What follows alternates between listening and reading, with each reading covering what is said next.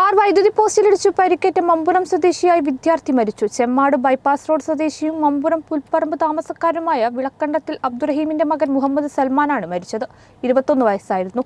Kalikavu Wafy campus ചരിത്ര വിഭാഗം അവസാന വർഷ വിദ്യാർത്ഥിയാണ്.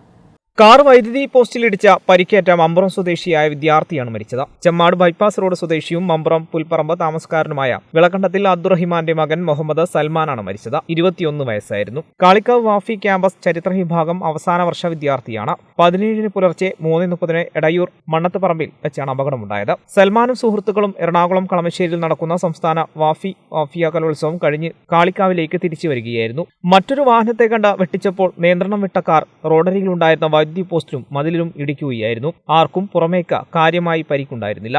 സൽമാൻ പിറകിലെ സീറ്റിൽ ആയിരുന്നു. വീട്ടിലെത്തിയ ശേഷം വയറിന് വേദന ഉണ്ടായതിനെ തുടർന്ന് വെള്ളിയാഴ്ച കോട്ടക്കൽ ആശുപത്രിയിൽ പ്രവേശിക്കുകയും ഓപ്പറേഷൻ നടത്തുകയും ചെയ്തിരുന്നു.